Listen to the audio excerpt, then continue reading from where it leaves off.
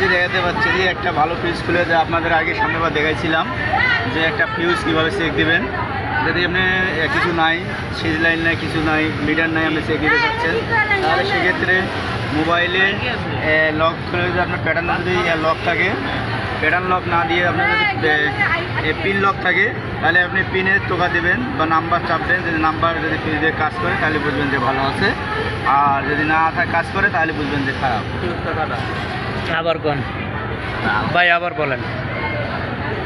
যে আবারও আপনারা পূর্ণ প্রচার দেখতে পাচ্ছেন যে যদি একটা ফিউজ যদি আপনারা চেক দিতে যান, এই যে ফিউজ, এর নাম হচ্ছে ফিউজ, যদি চেক করতে যান যে ভালো খালি সাথে বোঝা যায় না অনেক সময় এটা ভালো না খারাপ। যদি তাহলে চেক করতে চান আপনার কাছে মিটার নাই, আপনার কাছে সিজ লাইন নাই, তারপরেও আপনি চেক দিতে পারবেন। এটা হচ্ছে আপনার হাতে একটা অ্যান্ড্রয়েড ফোন আছে, এখন সবার কাছেই সেই অ্যান্ড্রয়েড ফোনটা থাকে।